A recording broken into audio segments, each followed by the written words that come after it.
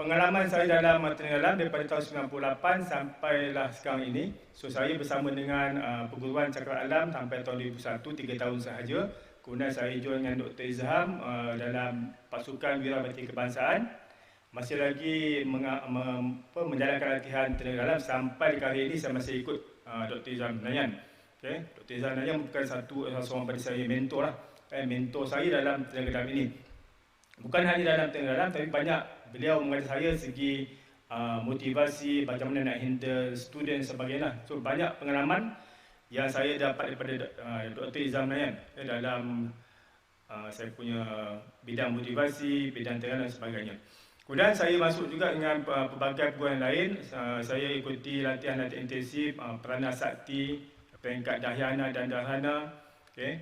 Dan akhirnya pada tahun 2008 saya membuat kesimpulan daripada apa yang saya belajar. So saya tubuhkan apa yang nama sebagai Aura Ashifa. Okay, Aura Ashifa ini bukan satu bukan pertubuhan lah, tapi satu wadah untuk saya nak berkongsi dengan masyarakat tentang pelbagai ilmu daripada segi kekuatan minda, segi tenaga dalam, okay, motivasi dan sebagainya lah, termasuklah persilatan. Dan sekarang ni saya telah dengan anak-anak saya telah kita menyediakan satu akademi di Kelang, Akademi Aura Ashifa. Di mana di akademi tersebut kita menjalankan pelbagai aktiviti untuk berkongsi pengalaman bersama dengan masyarakat. Kita cuba didik masyarakat persilatan ataupun orang awam tentang minda, tentang tenaga dalam, tentang persilatan. Kita nak bagi semua merasa. Okay. Dan dalam Aura Ashifa, kebanyakan kita punya pelajaran merupakan konsep-konsep yang mudah yang kita telah rumuskan berdasarkan pada petua-petua guru. Jadi pada malam ini kita akan bincang tentang tenaga dalam yang menjadi isu sekarang ni. Ramai orang yang tak faham selalu menuduh tentang bila pengamal tenaga dalam ini kadang-kadang dituduh sebagai sesat, bid'ah, menyeleweng sebagainya. Jadi kita kena faham apakah yang dinamakan ataupun yang dikatakan tenaga dalam tersebut dan apakah bezanya tenaga dalam dan juga kebatinan. Seluruh benda yang berbeza sebenarnya, tapi cuma masyarakat kita sekarang ni dia dah keliru sebab dah bercampur aduk antara tenaga dalam dan juga kebatinan. Kadang-kadang dah dicampurkan keduanya sekali. So masyarakat dapat nak membuat perbandingan yang mana yang sebenarnya dikatakan tenaga dalam tersebut. So saya cuba jelaskan tentang apa yang saya faham selama 20 tahun saya berkecimpung dalam bidang ini, berkongsi pengalaman bersama dengan penonton sekalian, tentang tenaga dalam tersebut dan bezanya dengan kebatinan. So saya harapkan sampai ini penonton dapat memahami, dapat membezakan apa itu tenaga dalam dan apa itu kebatinan. Okey, tentang tenaga dalam ini, dia berhubung dengan kita punya kehidupan, tenaga kehidupan. Sebenarnya tenaga dalam ini merupakan satu yang telah ada dalam diri kita sejak kita dalam rahim ibu lagi. Selepas kita telah dibagikan oleh Allah Ta'ala dalam rahim ibu, dibaginya nyawa dan roh, maka bermulalah tenaga itu telah ada dalam tubuh kita. Itu konsep sebenarnya. Dia dah sedia ada. Kalau hukum sains mengatakan bahawa itu merupakan tenaga keupayaan, tenaga yang telah tersimpan, yang boleh digerakkan, boleh diaktifkan dengan pelbagai kaedah. So apa yang berlaku pada kita ialah bila kita dilahirkan ke dunia ini, kita dilahirkan sebagai makhluk yang sebaik-baik kejadian. So lahir memang dari sebaik kejadian. So, apakah yang dikatakan dengan kita sebagai makhluk yang sebaik kejadian? Adakah sebab kita ada otak yang minda ataupun macam-macam lagi? Ada emosi dan sebagainya. Tapi yang pasti semua manusia adalah insan ataupun makhluk yang terbaik yang Allah ciptakan di alam semesta ini. So maknanya bila katakan kita ni merupakan makhluk yang terbaik, bermakna ada sesuatu dalam diri kita yang special, yang tak ada kepada benda lain, tak ada pada makhluk lain. Okay, for sure lah kita ada otak dan minda. Itu salah satu kelebihan kita. Jadi sebagai khalifah muka bumi, so kita kena menyingkap rasa diri kita. Okay. So di sini saya cuba bincangkan tentang tenaga dalam tersebut. Okay, yang pastinya tenaga dalam telah sedia ada dalam tubuh kita dan kita perlu bangkitkan, perlu bangunkan dengan beberapa latihan yang sebenarnya simple je untuk kita bangunkan tenaga dalam ini. Jadi nanti kita akan faham adakah perlu kita untuk orang kata dia buka cakra untuk nak membangkitkan tenaga dalam ini. Sebenarnya bagi saya, pengalaman saya lah, sebenarnya tak perlu buka cakra pun dah boleh membangkitkan tenaga dalam. Sebenarnya berdasar pengalaman saya lah, sebab saya dah buat beberapa uji kaji dengan saya punya student, tanpa buka cakra pun kita just saja dia latihan pernafasan, jurus-jurus pernafasan, diorang boleh buat, tak ada masalah sebenarnya. Itu yang kita nak bagi masyarakat faham. Okey, baik. Ada masalah, okey.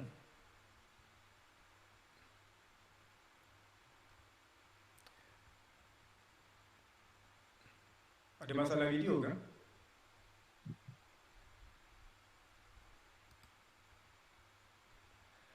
Okey, sambung Baik, tenaga dalam ini adalah satu tenaga yang telah ada dalam badan kita. So sebenarnya konsep tenaga dalam ini kita boleh bangkitkan, boleh aktifkan, boleh bangunkan dengan cara kita membuat sedikit pergerakan. Okey, yang dipanggil dalam istilah tenaga dalam ini dipanggil sebagai jurus tenaga dalam. Okey, dipanggil sebagai jurus tenaga dalam.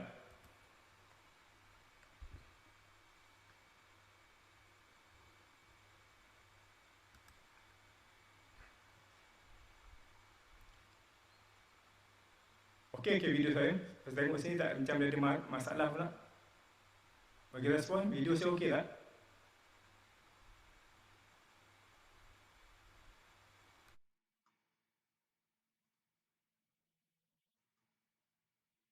Okey okey. Sebab setakat hari ni dia tiba-tiba dia blackout. Okey Baik, tenaga dalam So apa kita perlu buat ialah untuk mengaktifkan untuk kita nak bina tenaga dalam ini, kita kena buat latihan yang dipanggil sebagai jurus pernafasan. So for sure lah, bila katakan jurus ini, bila katakan jurus, maksudnya kita kena buat pergerakan. Okay, kena buat pergerakan, maknanya pergerakan tersebut mestilah diikuti dengan kawalan nafas. So dua benda mesti ada.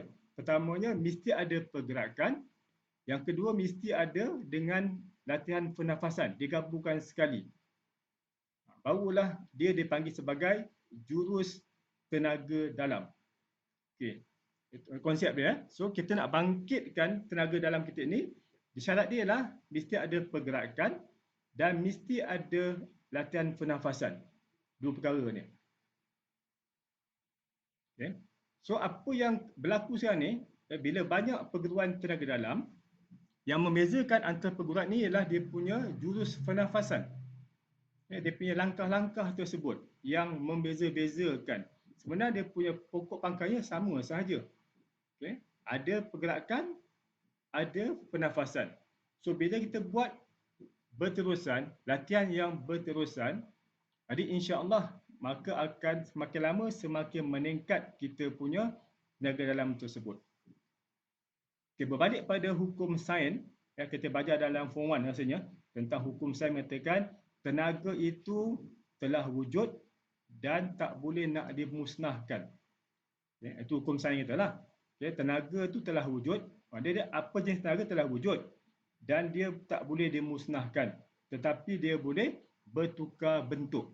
Itu yang sains katalah. So kita kaitkan dengan sains punya teori ini. So apa dikatakan tenaga yang sedap itulah tenaga keupayaan. Okay, yang dikatakan oleh sains itulah tenaga keupayaan. Okay, dia tersimpan dan dia boleh diaktifkan, dia boleh digerakkan. So bila tenaga ni dia boleh berubah bentuk, berubah dia punya daripada tenaga keupayaan menjadi tenaga kinetik, iaitu tenaga yang digerakkan. Kalau dia diam, tenaga keupayaan. Kalau digerakkan, jadi tenaga aktif, tenaga kinetik. Dan bila tenaga kinetik itu bergerak lama banyak sangat, dia akan menghasilkan haba. Jadi dia bertukar daripada keupayaan kepada tenaga kinetik kepada tenaga haba. Dan ada kala boleh tukar kepada tenaga cahaya. So itu yang digunakan oleh orang ataupun pesilat-pesilat. Di mana daripada badan dia ni dah ada tenaga, iaitu dipanggil tenaga dalaman tu, diaktifkan dengan jurus pernafasan. So bila nafas masuk ke hidung kita, kita sedut nafas, kita menghantar angin dan oksigen, maka oksigen akan dihantar kepada sel-sel tubuh kita. Apa yang akan berlaku? Bila sel menerima oksigen, maka sel akan mula aktif. Okay, mula aktif, dia mula bergerak. Maka berlakulah tenaga yang tadi diam, dipanggil keupayaan, bergerak menjadi tenaga kinetik. Sebab tu bila kita bergerak, apatah lagi kita exercise, apatah lagi exercise dengan pernafasan, maka kita akan rasa panas. Sebab apa panas? Sebab sel-sel tubuh kita mula aktif. Daripada tenaga keupayaan yang diam tadi telah digerakkan, dia akan bergerak-gerak bergetar-getar. Okay, bila getaran tersebut menghasilkan tenaga kinetik. Bila gerak dia panggil kinetik. Kinetik pula bila banyak sangat gerakan dia, dia menghasilkan haba. So dia panggil tenaga haba. So kalau orang yang faham konsep tenaga ini, dia boleh ubah suai tenaga tersebut daripada tenaga dalam, digerak-gerak-gerakkan, haba akan keluar, panas badan kita. So haba tersebut ditransferkan. Contoh pelepak tangan, haba tersebut ditransferkan kepada pesakit dengan niat. Dia setenaga ni dia merupakan macam frekuensi. Dia perlukan niat. So bila niat, dia akan niat ke mana? Niat kepada orang. Sampai dia akan pergi ke pesakit tersebut. Nanti saya ceritakan apa kaitan tenaga itu mengalir ke pesakit pula. Okay, setakat ni okey tak? Okey, setakat ni ya. So kita kena buat latihan lah. So latihan tu adalah, latihan tu kenalah cari mana-mana guru kan untuk menunjukkan latihan jurus tenaga dalam. Okey. So itu konsep dia. Kita tenaga badan kita ni, sel badan kita ni dia diam, kita aktifkan sel badan kita dengan jurus pernafasan. So sel kita akan aktif, bila aktif dia akan bergerak menghasilkan haba panas. So yang bergerak tu dia punya energi tu yang kita simpan, dia akan bangkitkan tenaga dalaman kita.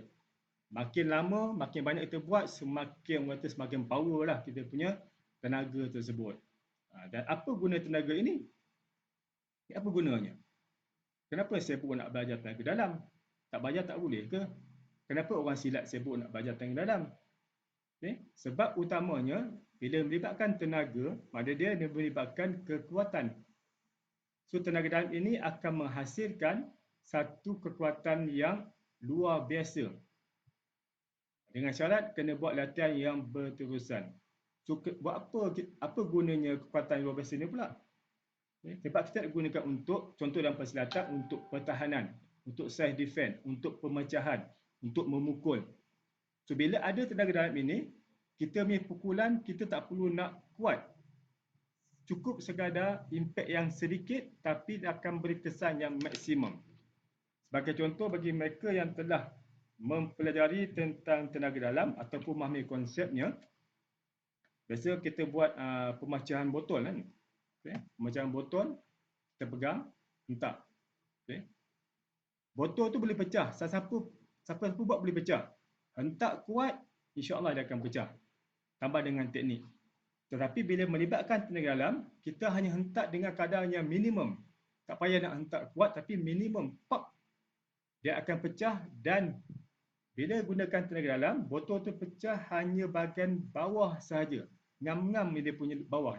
Bukan pecah berkecai. Kalau pecah berkecai tu, kita pakai kekuatan kita. Yang pergi bina badan apa semua pakai memanglah pecah. Sama juga kita pecah buah keras. Walaupun hentakan yang perlahan tapi masih ke impak yang kuat. Apatah lagi bagi pesilat bila buat pukulan pada musuh dengan hentakan yang kuat ditambah dengan pukulan tenaga dalam. Ini tak masuk lagi zikir, tak masuk ni. Cerita bab yang tenaga dalam yang basic, yang memang yang original, yang tak campur dengan ayat-ayat apa semua. Just semula jadi. Itu sebabnya kita ni dikatakan sebagai antara kita punya kelebihan kita sebagai makhluk Allah yang ada kesempurnaan, dengan ada mindanya, dengan ada tenaganya yang tak ada pada binatang ataupun makhluk yang lain. So tenaga-tenaga itu dia simpan lah pada badan kita. Itu kisah hanya tentang tenaga dalam tersebut. Okay, so saya ulang balik. Maknanya tenaga dalam ini dia memerlukan latihan pergerakan disertai dengan pernafasan. So apa sahaja latihan pergerakan yang ada pernafasan itu dianggap sebagai tenaga dalam. Walaupun kita buat senaman. Bagi saya kan saya pengamal senaman Melayu bawah Profesor Azlan Ghani. So bagi saya senaman itu pun merupakan jurus tenaga dalam sebab dia ada pergerakan dan ada nafas. So apa sekalipun termasuklah tai chi ke, termasuklah yoga ke, kita jangan sembang bab agama, sembang bab fizikal. So bila ada pergerakan dan disertai dengan nafas, itulah tenaga dalam. Okey. Dan apa bezanya tenaga dalam berbanding dengan kebatinan? Ini kadang orang tak faham, dia main belasah saja, dia main campur aduk. So kebatinan pula merupakan satu amalan. Okay? Ada kalanya guru ni dicampurkan amalan dengan tenaga dalam. So saya nak pisahkan supaya kita lebih memahami. So tenaga kebatinan ini dia merupakan satu amalan.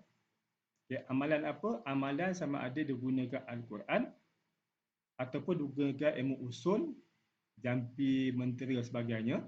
Okay, yang itu saya kalau cerita kena join kursus lain lah, kursus bab ilmu usul. Bagaimana digunakan tu. So, mana dia contoh kita ambil amalan, senang cerita sebab nak cerita bab kebatinan. Okay, contoh guru kita bagi kita amalan baca Al-Fatihah satu hari selepas maghrib 40 kali. Itu contoh. Okay, lepas maghrib, okey Anwar, awak baca Fatihah 40 kali selama 44 hari. So amalan itu contoh untuk guru bagilah. So kita pun buat. Okay, ingat, setiap bacaan, setiap perkataan yang keluar itu adalah merupakan frekuensi. Ini cerita bab tenaga pula, quantum energy. Bab ada frekuensi. So bila kita baca Al-Fatihah 40 kali, kita akan develop satu energi. So kita buat selama 40 hari. Kemudian kita jumpa Tok Guru tu balik, Tok Guru tu akan ijazahkan kita. Okay? Dia punya istilah ijazah lah. Tak ada ijazah sama ada bersanad tak sanad tu, wallahu alam. Okay? Bila diijazahkan, maknanya kita baca Fatihah ni, kamu 40 hari, kita develop satu energi dekat luar kita tau. Develop. Okay? Iaitu bila diijazahkan, dia masukkan energi tersebut dalam tubuh kita. So kita pun adalah tenaga kebatinan menerusi amalan tersebut. Apatah lagi kadang-kadang bila Tok Guru ni dah ajar, dengan masa jurus pun dia ajar zikir Asma' Husna. Itu maknanya dia gabung dah gabung tenaga dalam dan juga tenaga alam. Tenaga kerohanian dia gabungkan sekali. Kadang-kadang dia boleh gabung lah tenaga dalam. Sebab kita orang Islam kan. So takkan kita nak buat senaman kosong. So kita samakan dengan zikir. Okay? Zikir Ya Hayyu ke, Ya Jabbar Ya Quhan ke. So adalah kita punya pengisian dalaman kita. Cuma pengisian itu sama ada Allah terima tak terima tu Allah alam. Sebab bila kita berzikir untuk satu benda yang lain daripada Allah Ta'ala, itu bukan ikhlas namanya. So bila bukan ikhlas, yang itu yang masalah.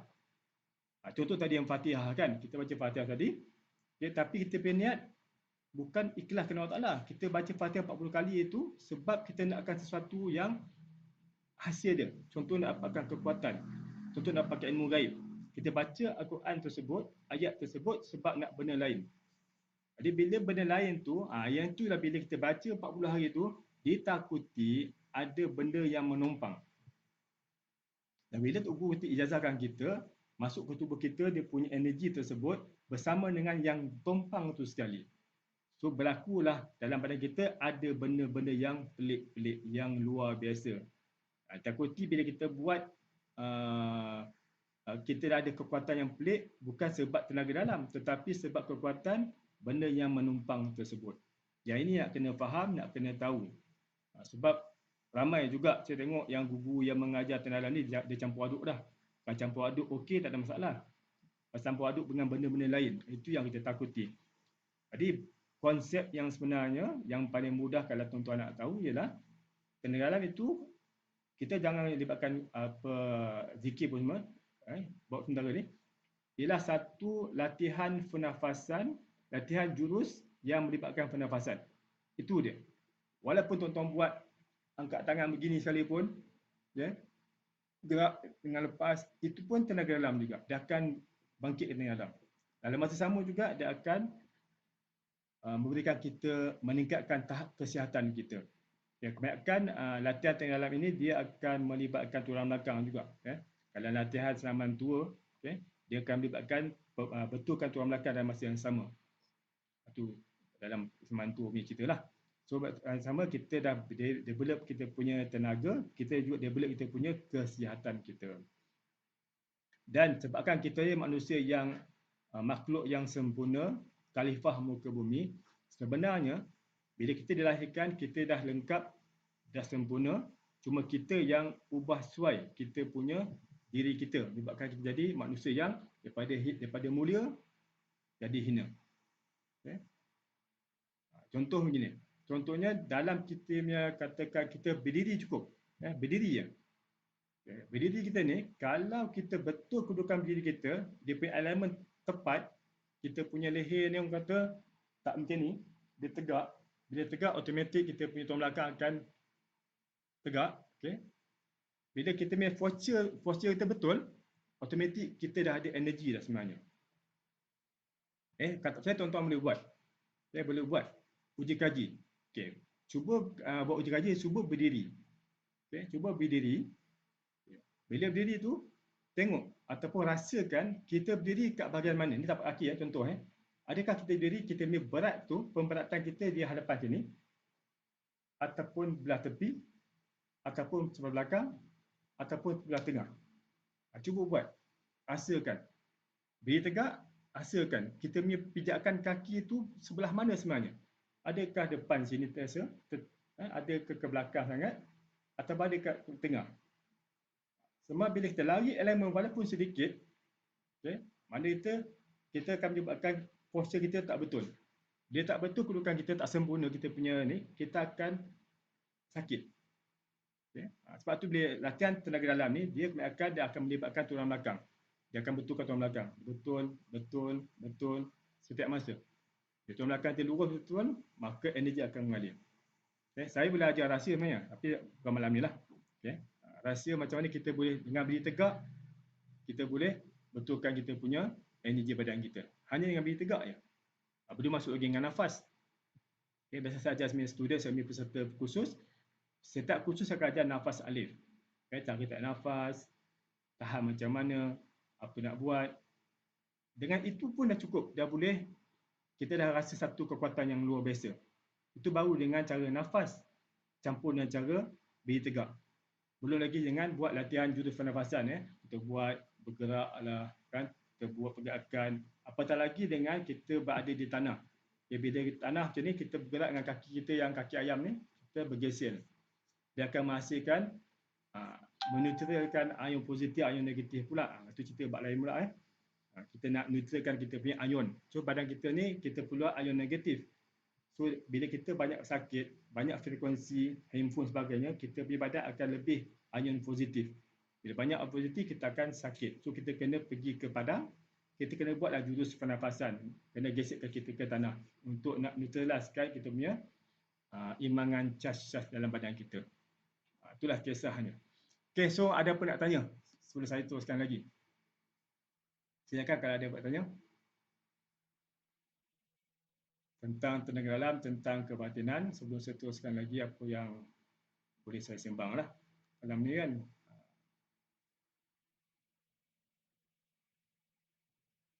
So tentang dia punya jurus tu, tuan-tuan boleh tanyalah.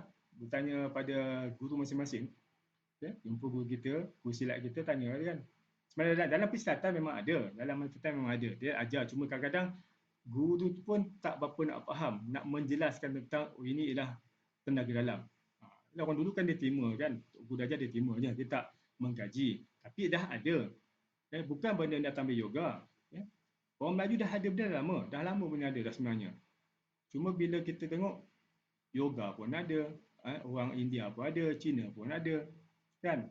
Melayu pun ada, masing-masing ada dia punya cara masing-masing. Ya for sure lah, masing-masing ada ikut agama dia. Ya, kita orang Islam kita akan buat dengan zikir. Okay? Bila kita buat jurus pernafasan, kita akan buat dengan zikir Asma' Husna. Di situ akan lahirkan tenaga-tenaga dalam campur dengan tenaga kerohanian.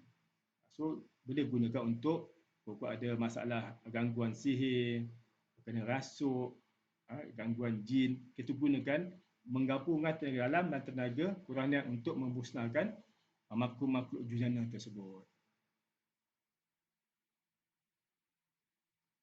Okay, memang batin, kebatinan dan tenaga dalam memang benar berbeza. Cuma kadang-kadang orang-orang lama kita ni, orang silat dia dah campur dah. Dia mix dua-dua, dia anggap itulah tenaga dalam. Kadang-kadang dia tak anggap tenaga dalam pun, dia anggap itulah kebatinan. Sebenarnya kalau ikut kajian, banyakkan gugur silat ni, diorang dah amalkan tenaga dalam dah lama sebenarnya. Cuma kadang dia, lah kita kan, orang Islam kita campur dengan zikir, itu biasa, tak ada masalah dengan zikir kan. Tapi yang masalah dia campur dengan mentera, campur dengan amalan-amalan yang pelik tu yang mencuriga kan. Kita takut nanti kita dapat energi yang pelik-pelik kan. Itu yang kadang-kadang, nah, bila buat je pun dah boleh macam-macam lah. Buat yang pelik, boleh makan kaca lah, boleh makan apa mentol lah, makan pisau belit lah, kan? Segi logik kan? Segi logik macam mana benda tu berlaku? Itu kena kaji lah. Macam mana orang boleh, bila buka cakra je, dia boleh makan kaca, dia boleh makan pisau belit, dia boleh macam-macam lah. Itu kadang-kadang ada kaitan dengan minda. Kadang-kadang dalam tenaga dalam ini, dia mesti seiring dengan belajar tentang minda. Sebab tu dalam kursus-kursus tenaga dalam, biasanya dia akan selit dengan kekuatan minda. Sebab di situlah akan belajar tentang, dia akan selitkan tentang hinopsis. Yang kita tak sedar lah. Macam mana guru kita akan cakap, kita terpengaruh dengan cakap dia, kita percaya, kita buat, jadi. Itu ada kaitan dengan hinopsis pula. Itu yang cerita lain. Nanti mungkin ada masa kita sembang bab macam mana hinopsis tu berlaku kan.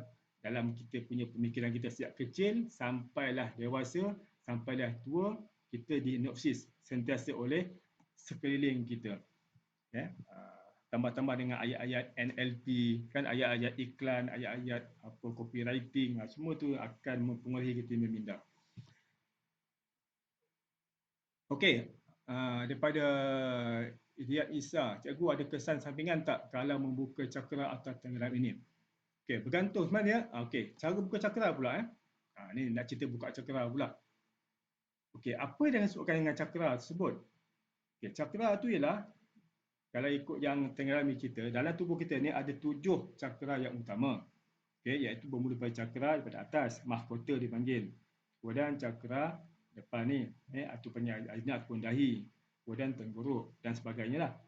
Itu kata orang-orang tenaga dalam. Tapi segi sainsnya, cakra-cakra itu adalah kelenjar-kelenjar utama tubuh kita. Okay. Kalau istilah tenaga dalam, itu cakra, mahkota.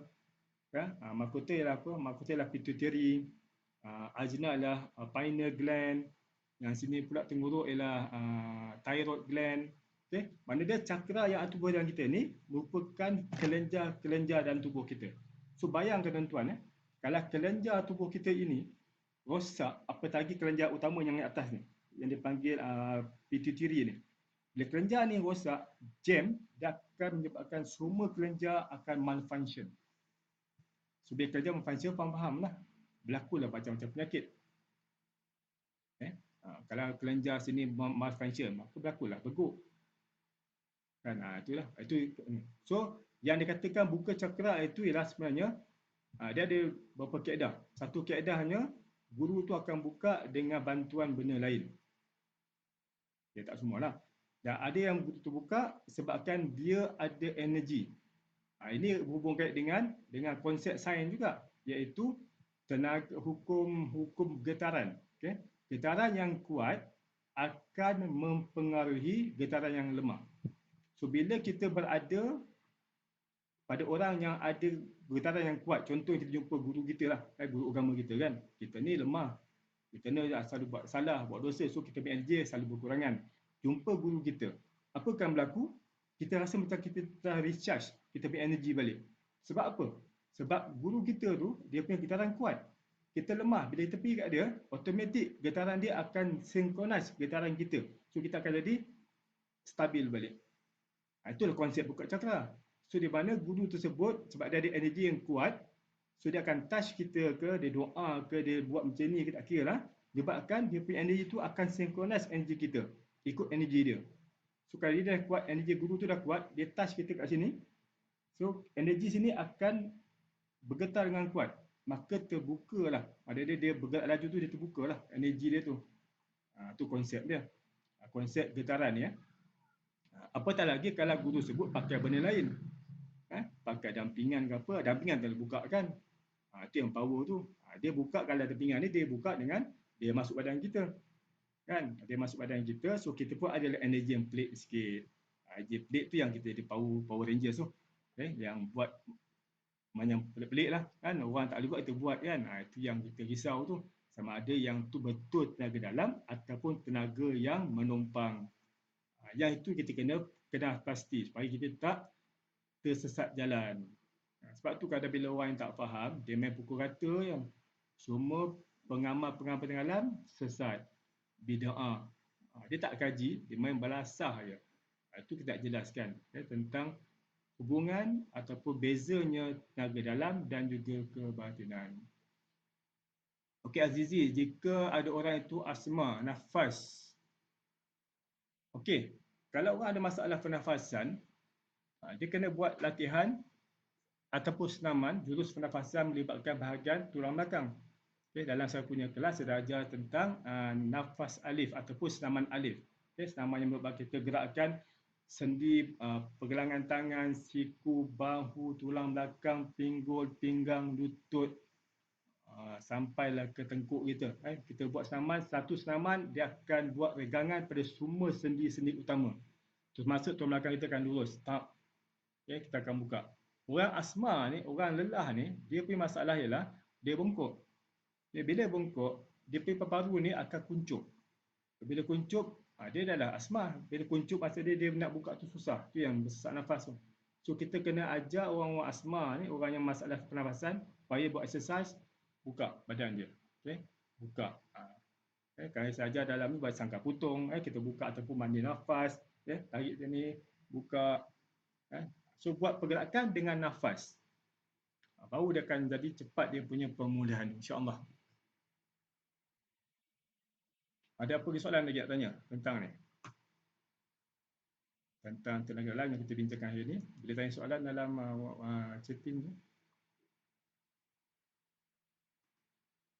So tenaga dalam ini, nama dia, nama umumnya tenaga dalam. So pada Cina, dia panggil Qi. Pada Jepun panggil Qi. Qigong apa semua kan. Qigong.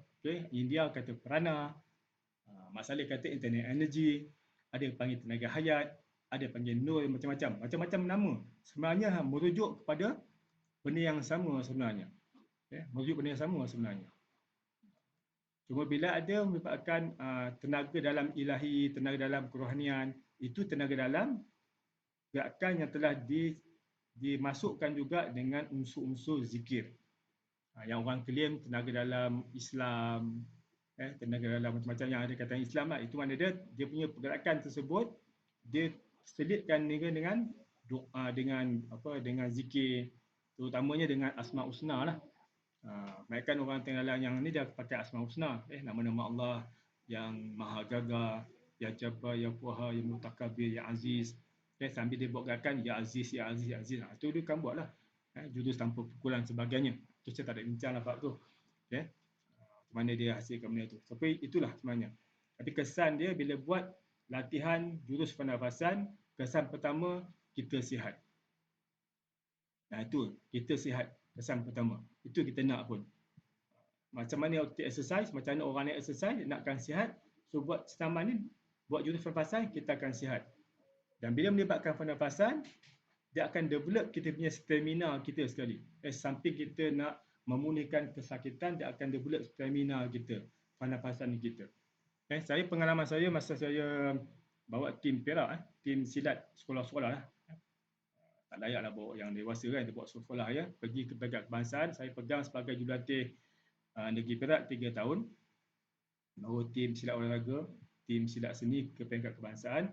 Saya sebagai jurulatih silat olahraga, saya punya latihan senang ya. Saya punya senaman, saya buat senaman Melayu. Kemudian saya buat latihan lita sikit. Itu ya. Selama 5 hari. Tapi alhamdulillah, kita buat senaman Melayu yang proper, yang betul-betul, kita punya pesilat boleh maintain dia punya stamina. Pertandingan tak ada masalah segi stamina. Walaupun latihan hanya 5 hari. Okay? Dan juga ada ustazah yang ikut sebagai guru pengiring. Dia ikut, dia buat senaman juga. 5 hari kata dia turun 3 kilo. Dengan hanya buat senaman sahaja. So mana sebab apa? Sebab itu tenaga. Tenaga tu ataupun sel kita telah diaktifkan. Bila kita gerak, sel tu akan gerak laju. Dia panggil tenaga kinetik. Kemudian bila laju dimasukkan haba. So haba akan membakar. Bakar apa? Bakarlah lemak, keluar peluh, keluar penyakit. Itu kita nak sebenarnya. Okay? Dan tenaga dalam juga banyak gunanya sebenarnya dalam kehidupan kita. Banyak guna. Bukan hanya untuk kekuatan. Dulu saya belajar cakra alam, tujuan saya nak dapatkan kekuatan. Maklumlah zaman-zaman tahun 30 umur 30-an kan. Kita lah orang silat pula, kita nakkan something special lah kan. Supaya ada power lah sikit. So saya lah sebagai tengah alam. Okay? Bila saya jumpa dengan Dr. Izham, dia buka macam-macam cerita lagi. Bukan hanya kekuatan, tapi dengan latihan mindanya, dengan apa semuanya. Rupanya, banyak benda yang kita boleh buat dengan tenaga dalam ini. Terutama saya sebagai seorang cikgu, seorang guru ni kan, kita nak bercakap. So, bila kita belajar tenaga dalam ini, kita gunakan cakra tenggorok kita ni untuk menghasilkan suara yang powerful. So, bila kita cakap, dia masuk menusuk pada pelajar tu punya minda terus. Dia punya energi tu. So bila cakap biasa, dia energi dia slow je. Okay? Tak kuat. So dia tak mempengaruhi orang lain. Tapi bila cakap dengan energi, dia keluar, dia akan tembus masuk ke subconscious mind. Pelajar kita tu. Kita tembus. So dia akan patuh dan ikut arahan kita dengan mudah. Dan dia akan lebih faham. Itu antara kelebihan-kelebihan tenaga dalam untuk orang yang bergelar pendidik. Okay? Kalau orang sukan, apa gunanya? So dia akan membaiki ataupun meningkatkan kita punya stamina kita. Stamina kita akan dipertingkatkan lagi. Okay? Itu antara dia. Dan dia akan menyebabkan kita punya sendi-sendi kita akan diperkuatkan lagi. Itu. So dia macam tenaga backup lah. Tenaga backup. Okay? Supaya kita ni tak tahu kan, bila nak guna tenaga yang pelik-pelik ni. Kadang-kadang kita tak tahu bila kita nak berlari. Kan tiba-tiba dia kena anjing gila kan. Masa itulah kita gunakan tenaga-tenaga simpanan ni. So tu latihan dia berterusan. Sebab tu orang dulu, orang tua-tua dulu, guru silat lama-lama dulu, diorang tak jogging pun macam kita. Tapi diorang hanya mengamalkan senaman. Habis main subuh, zikir kejap, itu keluar, nak tunggu duha, menghadap matahari, buat senaman. Okay? Buat senaman, tempat dapatkan tenaga pagi, buat senaman atas tanah ataupun rumput ada embun, buat grounding dengan tanah, grounding dengan embun, ambil energi, buat senaman. Habis tu, mandi pula embun. Lepas tu barulah orang tutu dulu. Okay? Tak ada tu macam kita kan, jogging lah pun tak ada. Tapi power juga. Dia punya energi power juga. Kekuatan dia, kecergasan dia. Elok je. Sebab dia mengamalkan senaman yang betul lah. So senaman itu bagi saya ialah tenaga dalam. Sebab orang dulu, dia orang memang akan libatkan dengan pernafasan. Ilmu nafas ni orang dulu memang hebat. Okay? Sebab tu tenaga dalam ni memang kena belajar lah, kena belajar untuk kita. Okey, ada soalan lain? Okey, Master ada tak tips untuk elakkan pada dia pukau? Oh, ini kena tanya geng-geng hinopsis ni. Okey, pukau Pukau ni, dia antara sebab ataupun kita mudah terkena sebab kita terlampau fokus Bila melibatkan fokus, sebenarnya keadaan segi sinopsisnya, fokus ini ialah kita berada keadaan beta. Kita fokus betul-betul. Okay. Bila kita fokus satu perkara, maka kita mudah untuk dihinopsis sebenarnya. So sebenarnya nak elak daripada pukau, kalau pukau sinopsis lah. Nak elak daripada pukau, kita jangan bagi tumpuan. Sebab tu bila orang nak buat hinopsis, dia akan cari mangsanya. Kalau kita nak buat macam stage hinopsis kan, cik mangsa. Mangsa ni mana dia akan tengok orang ni boleh tak dipukau dengan mudah. Dia punya tumpuan okey tak? Ada dia punya ujian dia tu. Okay, supaya kita nak ni kan. So bila orang kita nak anopsis, kalau kita mengelak, kita tak layan, kita tak bagi fokus, dia tak akan masuk, susah nak masuk. Susah nak masuk dia punya saranan dalam minda kita. Walaupun saranan dia pakai energi dia. Okay. Bahkan orang-orang kalau bahagian Nusantara ni, dia punya hinopsis dia bukan hanya, dia lebih kepada energi. Kalau orang-orang barat ni, dia punya hinopsis dia lebih kepada pakai bahasa minda, NLP tu. Tapi orang Nusantara, dia gunakan dia punya energi dia. Kadang-kadang pengaruh dia. Macam guru silat kan, dia guna pengaruh dia. Kita dengar cakap dia. Okey macam ni, aku nak tetap engkau. Kita pun bagi tangan, dia tetap. Dia yakin pada Tok Guru kita. Dia punya taksub tu. Sebab benda kita fokus sangat. Taksub fokus kan. Okay. Selain benda tu, kita kena, orang kata kalau segi body language, kita kena peluk tubuh. Okay. Tak ada juga petua yang saya belajar petua pada orang tua kan. Dia kata kalau tak nak kena bukau, dia kata kita punya pakaian, kita kena satu-satu kena terbalik kan. Itu betul orang tua lah. Kan. Tak okey lah pakai stokin terbalik ke. Itu kata orang tua lah kan. Saya tak tahulah. Pakai spender terbalik ke. Kan. Itu kata-kata orang tua. Petua lah. Petua kadang jadi sebenarnya. Ya. Kita tak buat ni tahu kan. Buat je lah. Pakailah benda yang satu terbalik, stokin terbalik sebagainya. Okey, orang makna pijak tanah. Ya memang. Pijak tanah memang satu benda antara grounding yang the best. Nak best lagi grounding waktu pagi. Tanah yang ada embun. Okey, embun punya tanah satu hal dia neutraliskan kita punya kita punya imbangan ion negatif positif. Embun satu hal juga. Dia akan lagi kuat dia punya kesan untuk grounding energi kita. Kita ni energi kita ni kita punya ion positif kan ni berlebihan. Kita duk menghadap handphone ni kan. So handphone tu mengeluarkan ion-ion positif. So badan kita ni dah tak stabil. Positif dan negatif tak stabil. So kita kena seimbangkan semula. Cara dia grounding je, tak ada cara lain. Nak best grounding lagi, yang saya selalu suka buat ialah tanam diri dalam pasir kat laut. Tu dia, dekat pantai tu, buat lubang, masuk. Bukan timbus pasir atas kita, masuk dalam tanah tu. Lagi best. Itu buat grounding lah. Kita gunakan ilmu usul, ilmu tanah, ilmu air, ilmu angin, ilmu garam. Dia punya usul-usul tu kita gunakan. Okey, ada lagi soalan nak tanya? Cik Aziz Saleh, cikgu macam mana nak buang tenaga negatif? Itulah. Salah satu caranya kita kena banyakkan grounding dengan alam. Okay? Pijak tanah berkaki ayam. Pijak satu hal, kalau boleh gesek kan. Okay? Sebab tu orang silat dulu, dia kaki ayam. Tapi dia akan tapak je, dia gesek ke tanah. Okay? Dia gesek ke tanah tu. Bukan angkat-angkat. Itu orang silat dulu. Okay? Saya selalu ajar seminar student, grounding kat tanah, grounding dengan pokok. Okay, kalau masuk hutan kan, masuk hutan kita keletihan. Pokok ni dia besar dan dia banyak energi sebenarnya. Banyak energi. Tapi kena pastikanlah pokok tu tak ada pendamping. Kadang-kadang kat pokok tu ada jin lepak kan. So, apa yang saya suka saran pada seminar student yang masuk hutan ni, letih je, pastikan pokok tu okey, peluk pokok. Pastikan yang peluk pokok yang gatal pula. Satu pokok dengas. Nanya kita kan.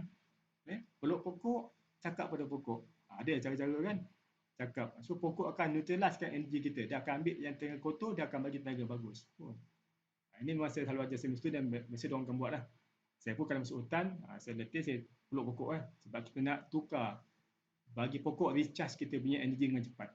Ada cara-cara dia. Itu kan ikut kelas lah. Okey, tenaga dalam. Nur Syahadah Ahmad. Tenaga dalam dengan pemikiran kita bersangkut paut. Ya. Sebab tu bila belajar tengah dalam, dia kena belajar juga tentang kekuatan minda. Sebab tu saya kalau saya mengajar metafizik, metafizik saya lebih kepada tumpu pada quantum energy. So akan ajar kekuatan minda, tenaga dalam, tenaga alam, tenaga piramid dan juga ilmu usul. Ilmu usul ni melibatkan tanah, air, api, angin, logam, kemudian dengan usul diri kita yang balik kepada Nabi Adam punya energi itu. Usul, kena belajar bab usul lah. Dalam Quran banyak bab usul sebenarnya. Okey, ada lagi soalan?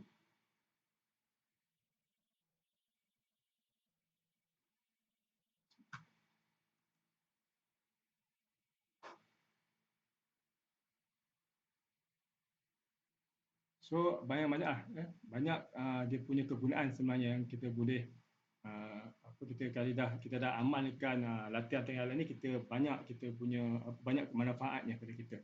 Yang for sure-nya ialah kesihatan kita maintain insya-Allah. Itu yang paling besar kan. Yang pada dasar sebenarnya manusia ni semula jadi, walaupun dia tak buat dia punya senaman, dia tetap ada energi juga. Itu yang basic lah. Ya? Contohnya kalau orang yang biasa tak buat senaman ni, dia punya dalam tenaga dalam tu dah ada pusat tenaga kan, ada 7 tu. Yang saya kata pusat tenaga bahasa tenaga dalam, tapi dalam bahasa sainsnya ialah kelenjar-kelenjar kita. So setiap pusat tenaga akan menghasilkan tenaga yang berbeza. Sebab dia lain dia punya orang kata color dia. Dia punya color tu maknanya dia frekuensi lah. Color ialah frekuensi. So di atas warna lain, ni warna lain, okey. Tenggorok warna lain, dia berbeza color dia. Itu panggil dia akan itu kan kait dengan color terapi, terapi color pula. Okey ya. So bila color ni pula tu kata dia banyak melibatkan frekuensi. Tenaga dalam ni dia akan satu benda yang melibatkan frekuensi. Contohnya kita punya cakra mahkota atas sini. Okay. Dia punya yang digambar color dia warna apa? Warna bukan ungu. Ungu lah. Ungu. Violet. Warna dia. Okay. Violet. So kat sini warna biru. Itu dia punya ni. Dan setiap color pula ada frekuensi lah. Dia ada dia punya frekuensi tertentu. Nak sinkronkan dia. Okay. Lepas tu ada latihan kita macam ni kita nak aktifkan bahagian kita punya apa cakra mahkota. Okay. Dalam Islam kita diajar peringkat kecil dengan huruf alif, ba, ta sampai ya. Kadang kita pun tak faham kenapa dia ajar. Itulah basic ABC. Bagi Islam kan nak ajar Quran.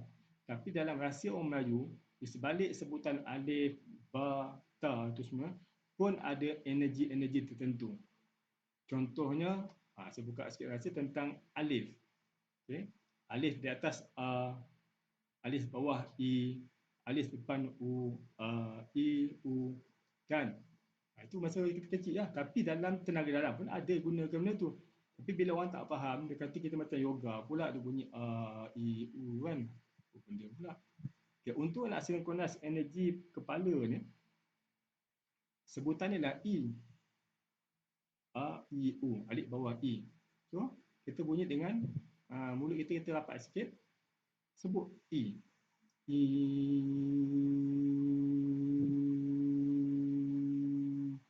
So, tuan-tuan buat. Mulut tutup. Buka sikit.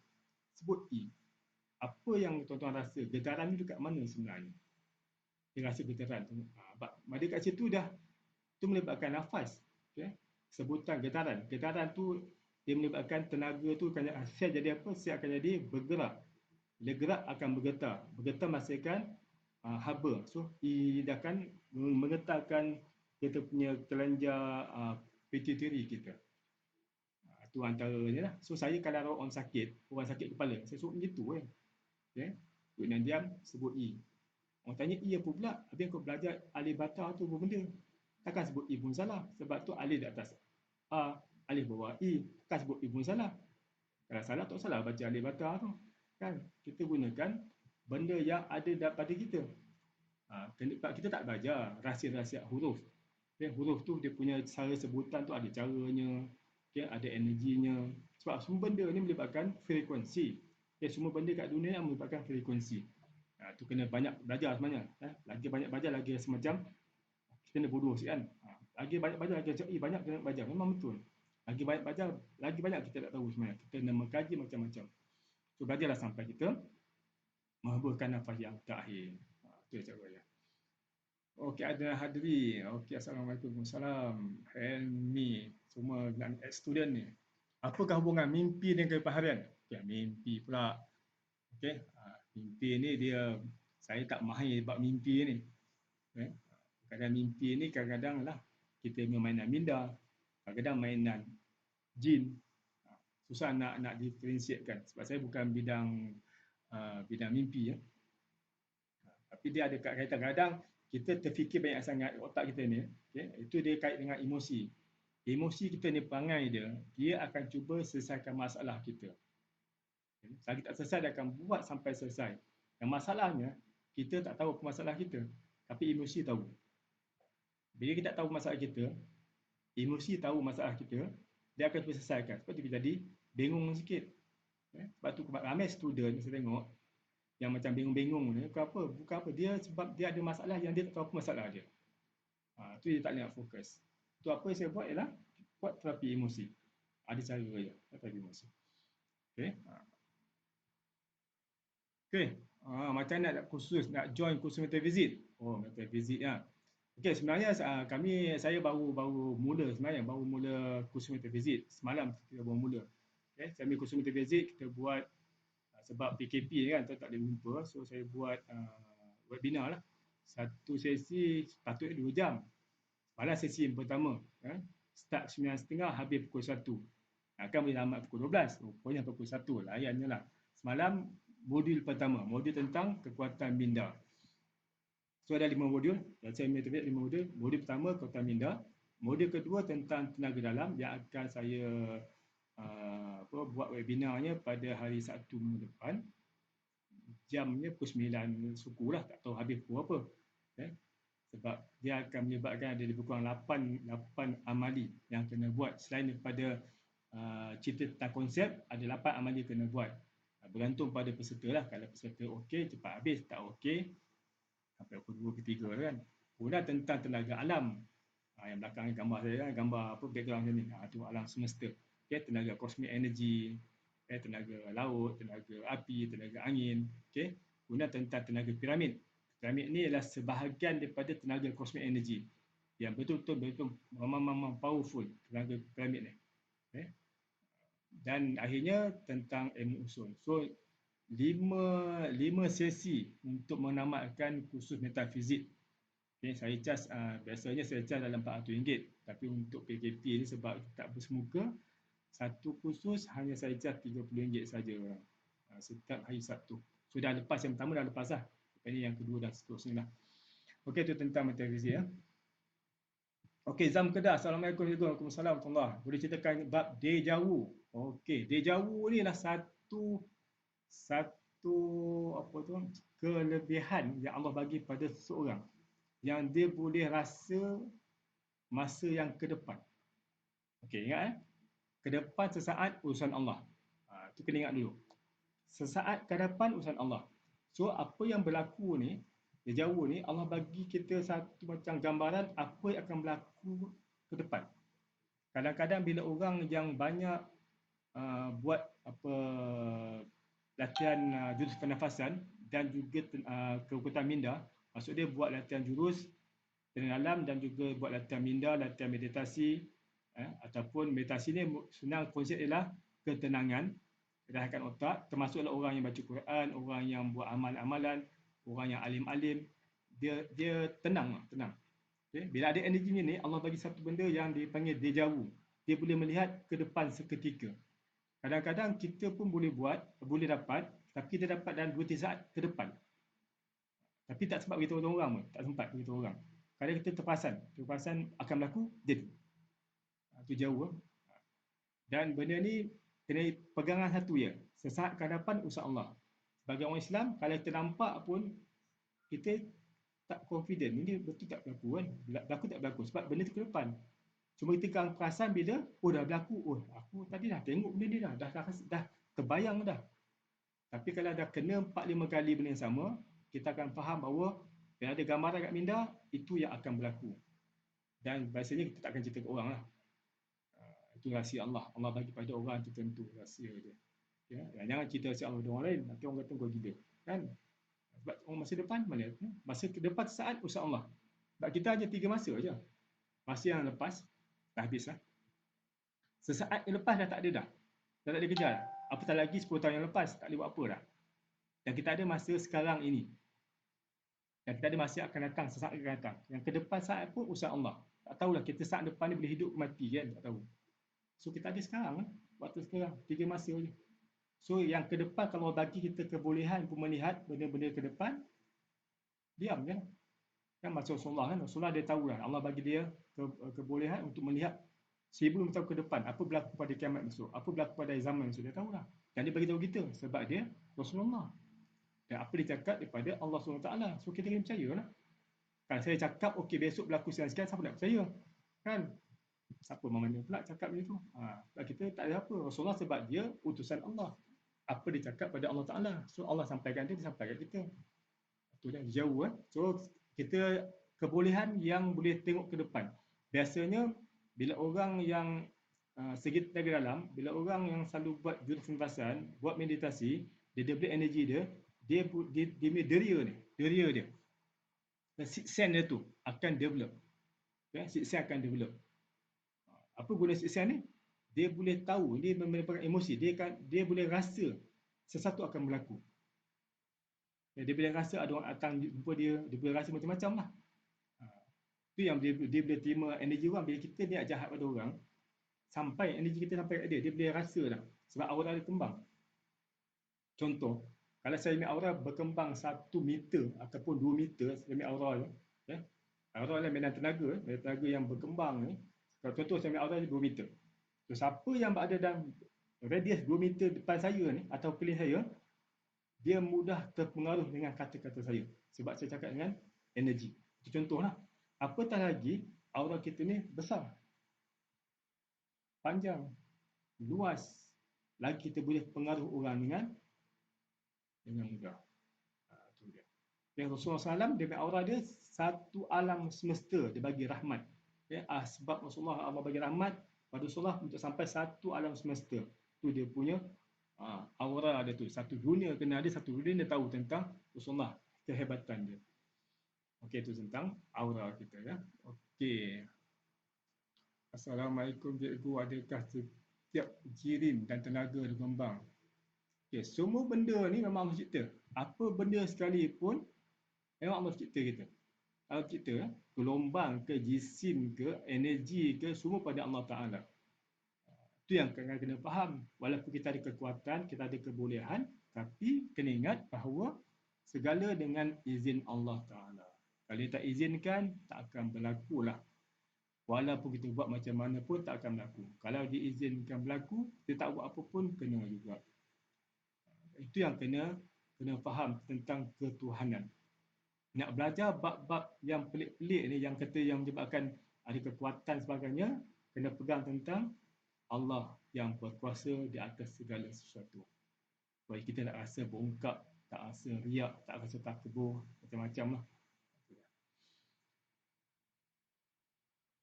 Okay. Di jauh ni pun kadang saya ada berlaku juga. Okay. Kadang-kadang kita mimpi, kita pernah pergi satu tempat, kita pun macam pernah berlaku lah benda ni.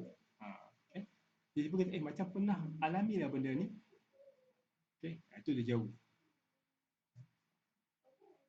Kadang ada yang ada pengalaman tersebut. Saya ada student saya seorang, dia ada pengalaman dia jauh ni. Bila dia belajar dengan saya, dia belajar dengan saya daripada form 1 sampai form 5, belajar persilatan dan juga tentang dalam. Allah bagi dia kelebihan. Okay. Antara kebolehan ni lah, dia suka main hoki, dia kata main hoki. Okay. Dia tahu lawan dia tu nak pass bola tu kat mana. So dia boleh block. Dia nampak gerakan, dia nampak benda tak berlaku, tapi dia nampak dia saat sebut akan datang. So dia boleh block. Dia kata tu pengalaman dia lah. Kisah dia jauh dia tu. Okay. Okey, Aziz Saleh, apakah pandangan cikgu jika seorang berubat gunakan tenaga dan ubat moden pada masa sama? Tak ada masalah. Okey, kita sebagai manusia kita kena usaha. So, selagi ubat tu boleh dipakai, tak menyalahi syarat, buat jelah. Kan? Pakai moden pun boleh, pakai tenaga dalam pun boleh, tak pakai Al-Quran pun boleh. Semua tu melibatkan energi, melibatkan frekuensi. So kalau kita belajar bab tenaga ni, kita tahu apa yang orang tu buat. Kayak orang tu ngubat guna keadaan apa. Transfer energi ke, gunakan getaran ke, gunakan cahaya ke, gunakan apa. Itu kena belajar. Okay? Belajar tentang konsep. Okey, kursus yang saya buat ni memang saya tak satu lah. Sekarang ni saya dah mula satu kursus. Dia ada 5 bab ya. 5 tajuk, saya mula dah satu kursus malam. Okay? So minggu depan ni masuk modul yang kedua. So siapa yang tertinggal tu boleh teruskan. Masuk 2, 3, 4, lepas tu kena ulang yang pertama balik lah. So saya kena ulang-ulang benda sama.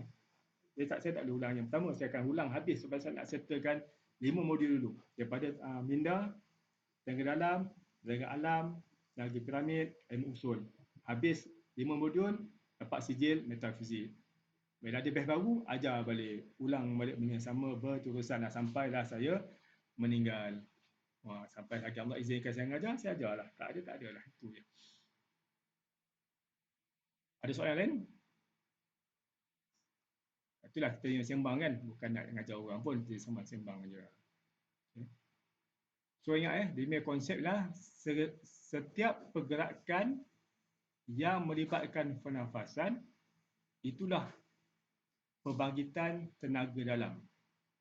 So, dalam persilatan memang banyak benda lah. Nak buat jurus tumbuk ke depan ke apa, tapi dengan nafas. Itu menghasilkan tenaga dalam. Dan juga dalam masa sama, tenaga itu juga merupakan satu senaman. Okay, kalau senaman Melayu tu memang bagi saya lah, senaman Melayu tua tu, itu dah merupakan jurus pernafasan. Jurus tenaga dalam bagi saya. Okay. Memang dia akan menghasilkan kekuatan juga meningkatkan tingkat kesihatan kita. Itu bagi saya lah pengalaman saya selama 98, lebih kurang 23 tahun dalam tenaga dalam. Tak lama baru lagi. Separuh umur saya lah. Saya dari 54, saya start belajar tahun 98. Okay. Macam-macam saya belajar kan. Semua nak tahu kan. Dalam belajar-belajar sebab ada kena tipu juga. Macam-macam. Bila kita sibuk nak belajar benda pelik-pelik ni, kita akan jumpa macam-macam orang. Okay, yang tipu lah, yang macam-macam. Jadi saya tengok bila saya ikut kursus-kursus tenaga dalam ni, sama je. Cuma cara penyampaian berbeza sebenarnya. Jadi saya olahkan inilah konsep dia sebenarnya. Okay, guru A kata macam ni, B macam ni, benda sama sebenarnya. So, saya kata saya belajar 5 perguruan, so 5 kali saya bayar, harga yang berbeza untuk dapatkan ilmu yang sama. Itu ya. Kan? Jadi saya nak kongsi supaya penonton-penonton ni tak kena tipu dengan guru yang mendakwa sekian, tapi tak ada benda pun sebenarnya. Kadang-kadang dia rasa ilmu tu hebat sangat. Bagi dia hebat. Saya pernah belajar satu ilmu yang hebat sangat. Bagi dia lah. Jadi saya pergi rupanya ilmu tu bagi saya, maaf cakap lah, saya ajar saya budak sekolah saya je. Peringkat memang bagi saya memang peringkat asas je. Tapi bagi orang tu dia kata ilmu tu high level. Saya terpaksa bayar RM1,000 untuk ilmu tu. Aku pergilah benda ni aku dah ajar kat aku student pun. Itulah kisahnya kan. Kita nak tahu tu belajar juga. Ada guru ikutlah guru tu kan. Tapi dalam masa sama ada juga bila jumpa guru lain ni dia akan ajar satu benda yang lain daripada yang lain. Mesti ada benda yang kita akan ajar benda yang berbeza daripada ilmu kita. So terima insya-Allah. Berlapang dada lah. Mesti ada guru tu akan ajar satu benda yang kita tak pernah belajar sebelum ni. InsyaAllah. Allah tu maha kaya dengan ilmu. So kita ada niat nak belajar, dia akan bagi macam-macam. Okey, ada apa soalan sebelum kita berakhir? Ini pun dah pukul 11 ya. 11 lah. Kita semalam ni. Sembang-sembang. Kau agak-agak pukul 1. Helmi Mokhtar, cakap alam. Ini game cakap alam ni yang kena belasah ni. Okey, ada apa nak tanya? Silakan sebelum saya mengakhirkan pada pukul 11. Kita ada lagi 7 minit. Okay. Zam Kedah, cikgu, beda meditasi pernah berlaku di dan saya. Okey, meditasi di mana diri seperti terawang-awang lalu dalam terowong. Kami tembus terowong itu badan terapung di langit. Okey. Baik, meditasi kita nak mengurang atau kita sedar ni, kita fokus sedar dipanggil beta, okey, gelombang beta. So kita bila meditasi, kita tenang, kita akan reduce beta ke alpha. Lebih tenang lagi, kita akan masuk pada alam theta. Okay. Dalam kerohanian Islam, dia adalah alam malakut, alam jabarut, apa semua kan. So bila masuk ke alam theta ni, Kita punya pemikiran kita boleh melayang. Memang kita akan rasa macam melayang. Tak tahu kat mana kita berada sekarang ni. Macam sekarang lah. Video saya kan belakang tu. Saya dah melayang semakin tinggi, semakin tinggi, semakin tinggi. Itulah rupanya. Sebab kita tenang. Dan masa ni lah kita boleh buat yang dipanggilkan bila kita ada ilmu, faham tentang dipanggil ilmu meraga sukma. Kalimat tu mengeluarkan kita punya, kita boleh berjalan keluar melihat benda tempat lain. Itu istilah lain meraga sukma. Itu antara pecahan pada tenaga dalam. Meraga sukma. Ruh kita keluar kata lah. Ruh kita keluar. Ruh kita keluar tak mati. Yang keluar, yang mati keluar ni kalau nyawa kita keluar, mati lah. Ruh keluar tak ada masalah. Okay, nak join kelas, kena PM cikgu lah. Tapi kena ni lah, kena join minggu depan, kena masuk terus kepada modul yang kedua lah. Modul kedua tentang tenaga dalam. Sebab modul pertama tu mustahak sebab dia mendapatkan minda. Okay? Bagaimana nak gunakan utilize kita punya kekuatan minda tersebut untuk kehidupan kita. Sebab dalam bab yang metafisik ni, dia akan gabungkan lima-lima tu untuk gunakan. Point dia lah, ni. Kita kena tahu guna minda kita untuk nak apply semua energi-energi yang ada di alam semesta ini. Macam mana nak aktifkan tenaga dalam sendiri? Buat latihan pernafasan. Okay. Yang mana belajar apa sama alif tu, kalau tak tahu sama lain, buat sama alif. Ulanglah 3-3 kali hari-hari. InsyaAllah. Okay. Apa jenis senaman pun menyebabkan ada pergerakan, ada nafas, insyaAllah. Tapi biarlah senaman yang betul-betul trigger untuk buka cakra kita. Jadi senaman-senaman yang khas untuk cakra kita. Kena trigger yang tu lah. Okey, untuk kursus kursus tenaga dalam kursus metafizik lengkap 5 modul, saya charge hanya RM160 saja. Bermakna satu modul hanya RM30 dan RM10 tu untuk nak post sijil. Itu je. Okey. Siapa yang berminat boleh PM saya nanti lah. Tu kalau boleh menjelitlah masuk ke modul kedua terus. Habis ke modul kelima, ulang modul pertama balik. Okey. Okey, mahal kursus tu dah RM160. Kelas saya buat malam, Sabtu malam Ahad. Okey, Sabtu malam Ahad sebab Ahad tu cuti kan. So kalau telajak sampai 2 pagi pun tak apa. Kan? Kalau buat hari kerja ni kan telajak 2 pagi, besok pelatihan kita ke pejabat. So Sabtu malam Ahad dah sesuai untuk sembang pada pukul 9.30 sampai habis modul tersebut. Biasa modulnya 2 jam, tapi sebab bila banyak pertanyaan macam ni ya, patut saya ingat nak buat sejam. Ini dah pukul 11 ni, lagi 3 minit. Tak apa, layan. Sebenarnya saya baru belajar tentang OBS. Okay? Saya kursus dengan ni lah, ada kursus Jabatan Jantar, OBS 3 hari. Kemudian saya ikut kursus dengan Tuan Rizal Ramli. Rizal Rashid. Okay? Belajar tentang rahsia mengajar online. Sebab cikgu kan kena belajar lah. Kemudian cara nak buat live. So dia bagi tugasan. Okay? Dia bagi tugasan, setiap kursus kena buat live. So kita pun buatlah live. Kan? Sebab dah belajar, kena praktikkan ilmu. So saya praktikkan ilmu bagaimana nak live dengan warga netizen. Kan? Dan juga saya gunakan apply saya punya kemahiran dalam mengendalikan OBS. So inilah hasilnya. Okay? Belakang tu ada background, ada alam semesta, background lah, macam-macam kan. Itulah. Ada ilmu kita belajar lah, kita buat. Kan? Itu yang paling besar. Kursus setiap hari Sabtu malam Ahad. Okay, insyaAllah. So ada apa lagi? Saya bagi 2-3 soalan sebelum kita berakhirkan kita punya sembang-sembang santai. Okay. Nanti mungkin kalau ada kita buat sembang santai dalam Google Meet lah senang kita. Kan? So boleh interaksi, boleh sembang, boleh bercakap, boleh tengok muka. Ini harap tengok pada tengok tu chattingnya lah. Apa yang tuan-tuan tulis saya tengok lah. Kan? Tengoklah kalau ada kita bincang, sembang lagi dalam Google Meet ke Zoom ke. Okay? Tengok muka lagi best kan. Itulah sebenarnya ada guru ni sebab kita dah sembang je. Kalau nak guru memang tengok muka. Kan? Barulah dia ada punya feel tu. Kan?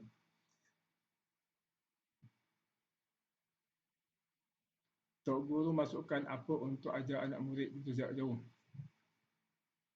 Okey, itu jarak jauh ni saya tak nak komen banyak sangat. Saya hanya cerita dalam saya punya khusus nanti. Okay, sebab nanti saya tak nak kisah kat luar ni, nanti ada orang terasa pula kan. Bila cara umum ni kan ada orang terasa. Saya nak ceritakan apa konsep ataupun apa sebenarnya rahsia. Saya boleh ajar rahsia je simple je. Macam mana nak buat jurus perkara ni. Kalau lah dia punya contohnya yang menyerang tu menggunakan apa dalam keadaan marah. Okey, dalam keadaan marah. Sebenarnya ada satu konsep yang mudah sebenarnya. Tak payah nak buat jurus pernafasan, tak payah nak zikir bagai, tak payah. Dia tak perlu yang kata mana dia nak dapatkan ilmu tu kita kena zikir sekian, tak ada. Dia hanya ada petua je. Dengan petua tersebut, kalau orang tu serang dekat dalam marah, insya-Allah melambung. Petua. Saya tak nak ajar benda yang pelik-pelik. Sebab saya takut nanti salah ajar tu kan, besok didakwa pula. Ya Allah, dulu Cikgu Anwar ajar saya ilmu pelik-pelik. Dah kita pula dalam banyak dosa. Kan, so nak masuk syurga pun tak lepas sebab mengajar benda yang pelik-pelik. Orang mengajar ilmu yang bermanfaat. Ini mengajar yang tak betul. Okay. Orang Syifa dia tak ada kelas online, dia kena menghadap. So nak orang Syifa dia kena habiskan kursus metafizik sebab itu merupakan dia punya asas dia nak memahami. Orang Syifa ni lebih pada advance lagi lah. So kalau tak belajar metafizik ni dia tak boleh nak ikut. So dah belajar metafizik, Orang Syifa ni saya akan layan orang walaupun personal. Okay. Personal tak ada masalah. Datang rumah ataupun ke Kelang 2 hari settle. Kita ajar personal ke kumpulan tak ada masalah. Okay, ada ujian ke lepas kursus. Saya tak buat ujian. Saya tak nak, saya punya style, saya tak nak buat ujian ke atas saya punya student. Terutama ujian-ujian melibatkan kekebalan dan sebagainya. Okay. Bagi saya ajar untuk manfaat yang dia boleh gunakan untuk kesihatan dia. Okay. Sebab saya tak nak banyak ujian. Bila ujian sekarang, saya takut anak murid ni kalau tak faham ni, dia dapat katalah ujian, saya ajar, okay, ujian makan kaca. Ujian torih pisau kat tangan. Dia rasa dia kebal pula. Kan, bagi saya kekebalan itu hanya datang bila terdesak. Kita dah doa pada Allah, ya Allah lindungi aku pada segala bahaya. So bila Allah izinkan, Allah maku doa kita, bila berlaku kecemasan, maka Allah akan bagi. Jadi saya punya prinsip, saya tak suka nak uji ilmu. Belajar ilmu kebal, torih tangan. Contoh kan. So yang menyebabkan kita tak tertoreh tu kenapa?